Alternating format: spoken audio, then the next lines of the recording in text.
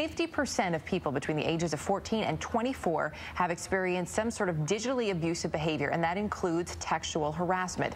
Sometimes it's repeated texting. In some cases, we're talking hundreds of messages in a day, and that can lead to violence. In some cases, it has even led to death. Joining us now with advice on how to deal with textual harassment, technology expert Katie Linendoll. Great to have you with us this morning. Thank you. Good morning. So as we were just talking in the break, it's not the most uplifting story, but this is so important because this is how kids communicate nowadays. Everything is texted. Exactly. It's the primary way of communication, and I think a lot of people too, they hear textual harassment and they easily dismiss it because it does sound incredibly silly. Yeah. But the problem here is it's becoming really scary, especially in the last few years. And in the most extreme of cases, we're seeing teens committing suicide, and we're seeing deaths that could have been stopped in advance had we seen the warning signs. So yes, it is becoming a very big issue. But of course, one of the problems is seeing those warning signs, because this is very personal. It's not the old days where someone would call up the family phone landline. Exactly. Now kids all have their own cell phones. So how do you even know when it gets to the point of harassment? If it's not hundreds of messages a day, it could be one that's harassing. Right, and you're talking about kids having cell phones. 75% of teenagers have cell phones, and 33% of them are sending over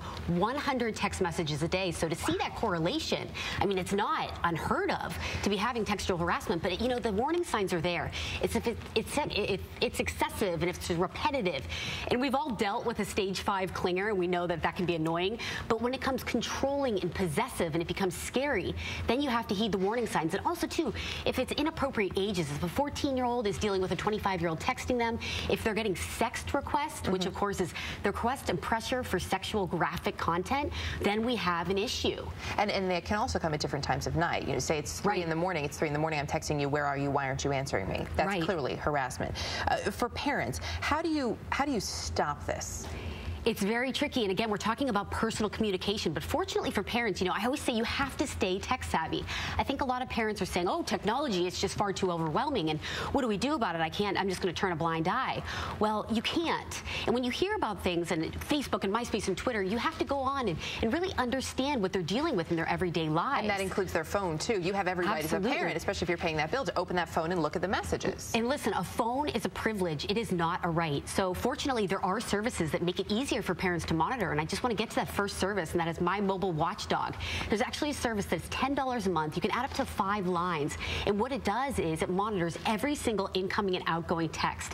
That is phenomenal technology. A lot of people are going to say, Big Brother. No, we say Big Mother. You have that responsibility as a parent to watch over their text messages. And you can also cut off the texting, obviously, on your plan. Can you also block text from certain numbers? You can block text. You can actually set up parameters. You can set up apps, which of course is the operative word now. Everybody's apps on their phone. There's Text Blocker, which is a really cool app, and you can control when and where they can actually receive text messages, which is kind of cool as well. So those are some of the solutions if you find out your child is being harassed. So let's look at a couple more of those, because we mentioned the blocking, and you mentioned that paper trail. Really important advice for kids that we can't say enough is to really be careful about what they put online. Yes, and I can't tell you enough, the sexting, which became a craze 2 years ago, again, sending any type of graphical content.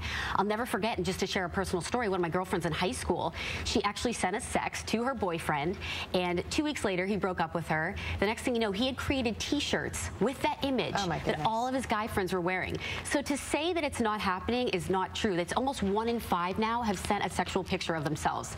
So to feel that pressure, don't send it. It's not A to B, it's A to the whole alphabet in less than 10 minutes. Absolutely. I know you also say another solution if you're being harassed. Make sure you tell someone and report it to the police. Real quickly, we have about 30 seconds left, but how do you broach this conversation with your kids to make sure that they will come to you? I think you need to have the conversation. I think a lot of parents get really nervous when we're talking about technology. You got to stay in the techno, and you have to stay ahead of the trends. And you know what? If you're going to be the bad guy and set up one of these mobile services that is blocking or watching those incoming and outgoing texts, it's too bad. And I know every teen is going to hate me for saying that, but that is your responsibility. It is, absolutely. And you know what? You'll thank her someday. Yes, you will, I swear. As much as we hated hearing that as kids, it is true. Katie Linendoll, great to have you with us this morning. Thank you. Thanks.